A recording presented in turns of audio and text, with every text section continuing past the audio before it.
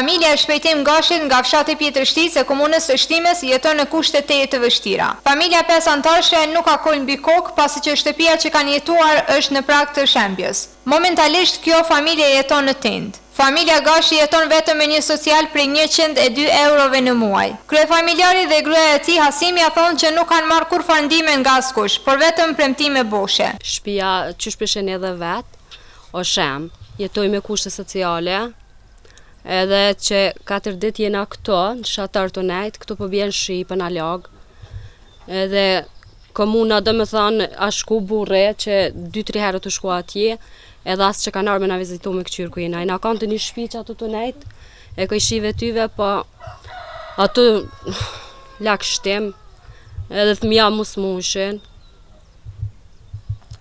Jetojna me kushte sociale, ma me një social. Kom kërku punë për këtë shkave, së kështu më thirë, ka dhe tërë, për nuk kanë herë. Kam kërkon e në cigarim, për nuk, s'ka ka. Së në jam si për nejtë, nuk jam i smut për kërkone, për kur gjohë së në kone, për s'va ka ku me punoj më tërë. Për këtë familje me gjërësish mund të ndiqni në emisionin Edhe kështu jetohet që transmitohet prej orës 19 në Spin TV. Kryeshefi i Telekomit të Kosovës, Agron Mustafa dhe drejtori Zë Mobile Blerim Devolli kanë arritur marrëveshje me zvete në lidhje me vendimin e arbitrazhit me të cilin e obligon Telekomin e Kosovës që t'ia paguajë Zë Mobile 30 milion euro. Sipas marrëveshjes që është nënshkruar sot në mes të Mustafës dhe Devollit, Zë Mobile i merr 100.000 numra dhe shërbime të tjera të Telekomit dhe Valës, ndërsa 3.000 punëtorët e Telekomit mbesin në punë.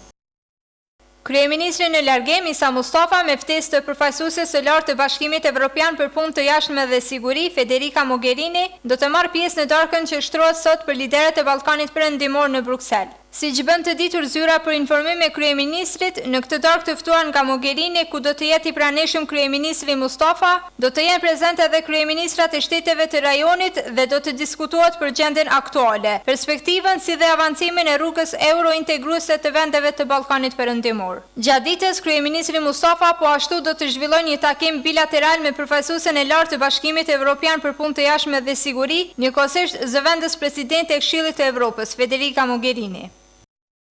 Zyrtarët e ambasadës së Britanisë së Madhe në Kosovë, duke folur për zgjedhjet e 11 qershorit dhe listave të partive politike, kanë thënë se Kosova dhe qytetarët e saj meritojnë të kenë përfaqësues të aftë dhe me integritet moral. Megjithatë, sipas ambasadës britanike, janë qytetarët e Kosovës të cilët duhet ta bëjnë këtë vlerësim pasi që ata do të bashkëpunojnë me këtë që fiton besimin e popullit. Është në duart të votuesve të përcaktojnë se kush do ta formojë qeverinë e ri. Varet nga votuesit të vlerësojnë partitë dhe politikat e tyre dhe të vendosin se kush më së miri do t'i përfaqësojë interesat e tyre. Ne do të duhet të punojmë me këtë që ju e zgjedhni, thuhet në përgjigjen e ambasadës britanike për gazetën Zëri. Kosova meriton të ketë përfaqësues të aftë me integritet të lartë moral, por është po ashtu përgjegjësi e votuesve të vendosin nëse dëshirojnë të përfaqësohen nga kandidatë të cilët janë të njollosur nga korrupsioni dhe kriminaliteti. Në një demokraci përfundimisht votuesit mbajnë përgjegjësi për kë ata votojnë, përfundon përgjigjja e ambasadës britanike.